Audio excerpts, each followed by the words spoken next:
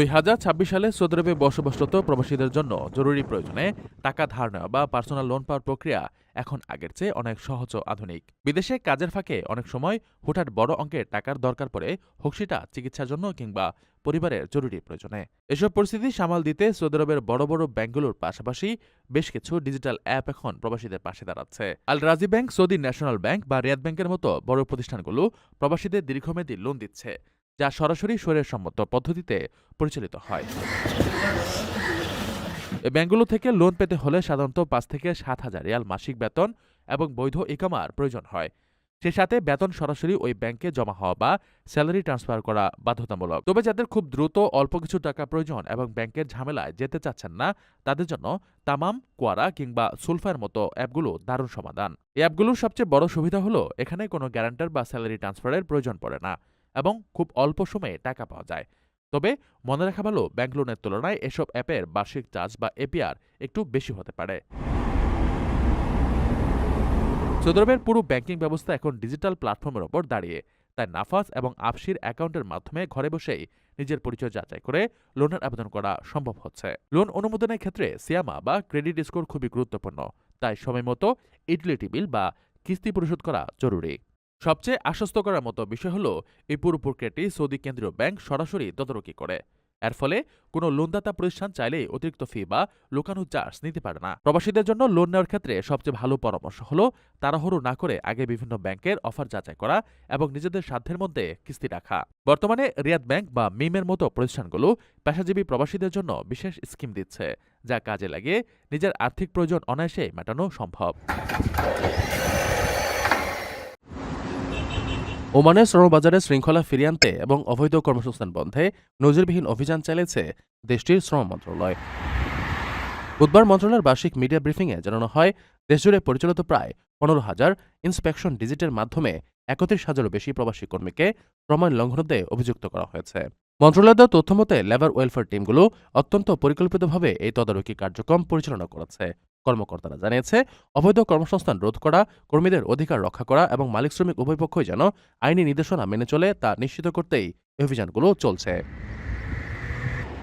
এদিকে বিপুল সংখ্যক প্রবাসীর এই আটকের খবর ওমানের প্রবাসী কমিউনিটিতে ব্যাপক উদ্বেগ তৈরি করেছে।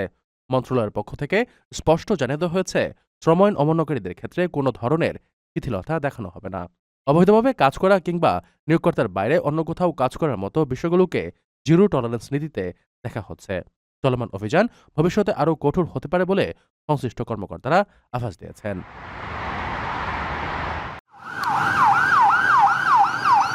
মালয়েশিয়ার বুকিত বিংতাংয়ে একটি অনলাইন জুয়া সিন্ডিকেটের আস্তানায় অভিযান চালিয়েছে দেশটির অভিবাসন বিভাগ।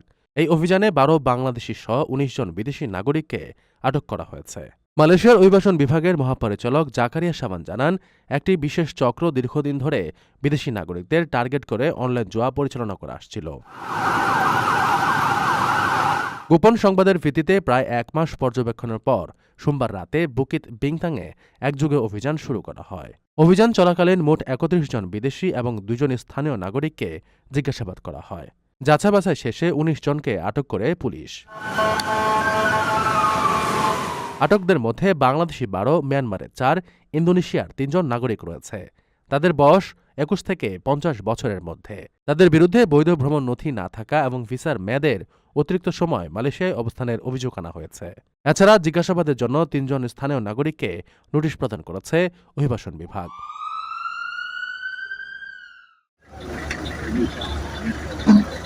ইতালির তুরিন শহরে অসামান্য সাহসিকতার স্বাক্ষর রাখলেন এক বাংলাদেশি যুবক।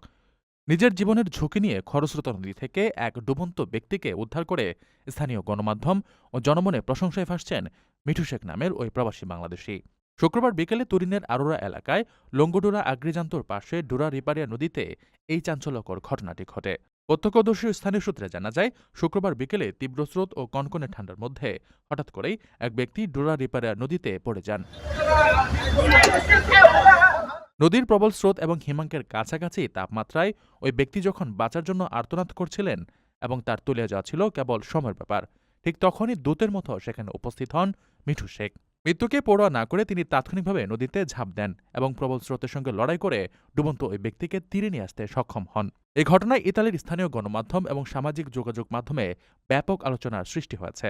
তুরিনের সাধারণ জনগণ এবং প্রত্যক্ষদর্শীরা মিঠু শেখের এই নিঃস্বার্থ সাহসিকতার ভূয়সী প্রশংসা করেছেন।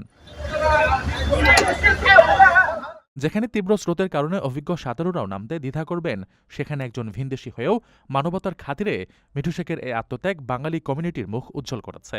উদ্ধারকৃত ব্যক্তি বর্তমানে শঙ্কামুক্ত রয়েছেন বলে জানা গেছে এবং তিনি তার জীবন বাঁচাতে এগিয়ে আসার জন্য মিঠু শেখের প্রতি গভীর কৃতজ্ঞতা প্রকাশ করেছেন।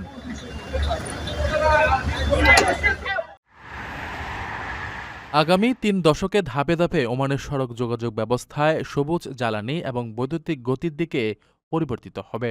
ওমানের পরিবহন, যোগাযোগ ও তথ্য প্রযুক্তি মন্ত্রী ইঞ্জিনিয়ার সাইদ বিন হামুদ আল মাওয়ালি সম্প্রতি এই পরিকল্পনার বিস্তারিত তুলে ধরে জানান, বর্তমানে দেশটির মোট কার্বন নিঃসরণের প্রায় ২০% আসে পরিবহন ও লজিস্টিক খাত থেকে। এ বিশাল দূষণ কমে ২০৫০ সালের মধ্যে নেট জিরো লক্ষ্যমাত্রা অর্জন করতে ৩ পর্যায়ের একটি সুনির্দিষ্ট পরিকল্পনা হাতে নিয়েছে মন্ত্রণালয়। পরিকল্পনার প্রথম পর্যায়ে চলবে ২০৩০ সাল পর্যন্ত, যার লক্ষ্য হচ্ছে পরিবহন খাতের কার্বন নিঃসরণ ৩% কমানো। এ সময়ের মধ্যে ওমানে নতুন নিবন্ধিত যানবাহনের অন্তত ২৫% হবে বৈদ্যুতিক। দ্বিতীয় পর্যায়ে ২০৪০ সালের মধ্যে ২০,০০০-এরও বেশি নতুন বৈদ্যুতিক গাড়ি রাস্তায় নামানোর লক্ষ্যমাত্রা রয়েছে। এ সময় দীর্ঘ দূরত্বের পণ্য পরিবহনের জন্য হাইড্রোজেন চালিত ট্রাকের ব্যবহার বাড়ানো হবে এবং বাস ডিপো বা স্টেশনগুলোতে বসানো হবে সৌর প্যানেল। চূড়ান্ত লক্ষ্যমাত্রা অর্জিত হবে ২০২৫ সালে, যখন ওমানের পরিবহন খাত হবে সম্পূর্ণ কার্বন মুক্ত। ওই বছর থেকে ওমানে নিবন্ধিত ১,০০০% হালকা যানবাহনই হবে বৈদ্যুতিক এবং ভারী ট্রাক ও যন্ত্রপাতি চলবে হাইড্রোজেন অথবা বিদ্যুৎ শক্তিতে। এই বিশাল রূপান্তরকে সফল করতে প্রয়োজনীয় অবকাঠামো গড়ে তোলার কাজও সমান্তরালে এগিয়ে চলছে। বৈদ্যুতিক গাড়ির ব্যবহার উৎসাহিত করতে সরকার বিভিন্ন আর্থিক সুবিধা ও প্রণোদনা দেওয়ার কথা ভাবছে। এর মধ্যে রয়েছে শুল্ক ছাড়, ভ্যাট মওকুফ এবং কম সুদে ঋণের ব্যবস্থা, ওমান জুড়ে চার্জিং স্টেশনের অবস্থান খুঁজে পেতে একটি স্মার্ট অ্যাপ্লিকেশন এবং নিয়ন্ত্রিত ট্যারিফ কাঠামো তৈরির কাজও এগিয়ে চলছে।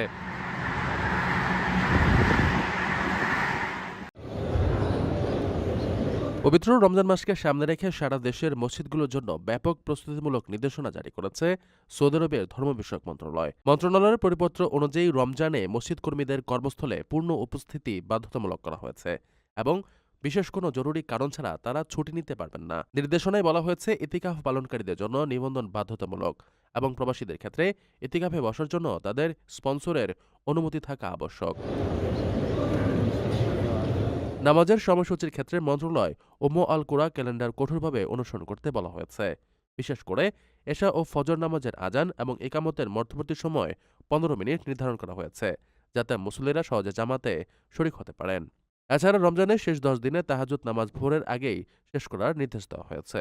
নির্দেশনায় আরও বলা হয়েছে, ক্যামেরা দিয়ে নামাজরত মুসল্লি বা ইমামদের ভিডিও করা যাবে না এবং কোনো অবস্থাতে কোনো মিডিয়া বা অনলাইন প্ল্যাটফর্মে নামাজের দৃশ্য সরাসরি সম্প্রচার বা লাইভ করা যাবে না।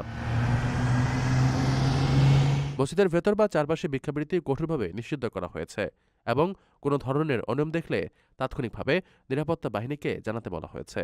ইফতার এবং ইতিকাফ নিয়েও সৌদি সরকার এবার বেশ কিছু নতুন নিয়ম প্রবর্তন করেছে। মসজিদে ইফতারের জন্য কোনো ধরনের নগদ অর্থ বা অনুদান সংগ্রহ করা সম্পূর্ণ নিষিদ্ধ করা হয়েছে। ইফতারের আয়োজন মসজিদের ভেতরে না করে নির্দিষ্ট আঙিনায় করতে হবে এবং খাবার পরিবেশনের পরপরই দ্রুত পরিচ্ছন্নতা নিশ্চিত করতে হবে।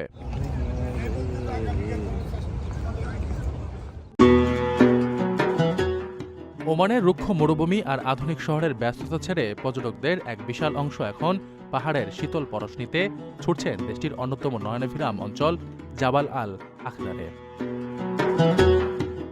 সম্প্রতি ওমানের পরিসংখ্যান বিভাগের প্রকাশিত তথ্যে দেখা গেছে, গত ১ বছরে এই সবুজ পাহাড়ে পর্যটকদের আগমন বেড়েছে চোখে পড়ার মতো। পরিসংখ্যান অনুযায়ী ২০২৪ সালের তুলনায় ২০২৫ সালে জাবাল আল আখদারে দর্শনার্থীর সংখ্যা ৯.১% বৃদ্ধি পেয়েছে। ২০২৪ সালে যেখানে ২,০৩,৬২৯ জন পর্যটক এই অঞ্চলটি ভ্রমণ করেছিলেন, ২০২৫ সালে সে সংখ্যা বেড়ে দাঁড়িয়েছে ২,২২,১৫১ জনে। পাহাড়ের প্রতি মানুষের এই আকর্ষণের পেছনে মূলত জাবাল আল আখদারের অনন্য জলবায়ু ও প্রাকৃতিক বৈচিত্র্য কাজ করছে। ওমানের অন্যান্য অঞ্চলে যখন তীব্র গরম থাকে তখন সমুদ্রপৃষ্ঠ থেকে প্রায় ৩,০০০ মিটার উচ্চতা অবস্থিত এই পাহাড়ে আবহাওয়া থাকে অত্যন্ত মনোরম ও শীতল। এছাড়া শীতকালে এখানকার হাড় কাঁপানো ঠান্ডা আর তুষারপাতের দৃশ্য উপভোগ করতে ভিড় জমান হাজারো মানুষ।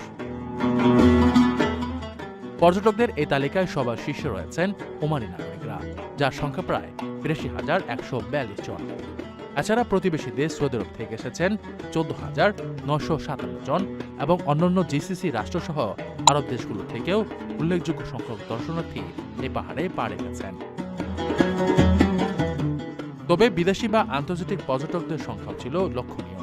পাহাড়ের এই আকর্ষণের আরও একটি বড় কারণ হল এখানকার কৃষি ও অ্যাডভেঞ্চার ট্যুরিজম। জাবাল আল আখতার ডালিম, আঙ্গুর, অ্যাপ্রিকট এবং সুগন্ধি গোলাপ চাষের জন্য বিশ্বজুড়ে পরিচিত। পর্যটকরা এখানে এসে সরাসরি বাগান পরিদর্শন ও পাহাড়ের ভাজে ভাজে অবস্থিত প্রাচীন গ্রামগুলোর ঐতিহ্যবাহী জীবনযাত্রা দেখার সুযোগ পান।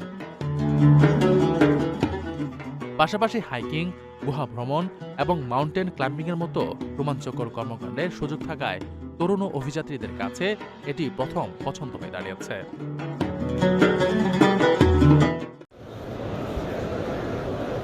সৌদি আরব ও মধ্যপ্রাচ্যের দেশগুলোতে আনুষ্ঠানিকভাবে শাবান মাস গণনা শুরু হবে ২০ জানুয়ারি মঙ্গলবার থেকে।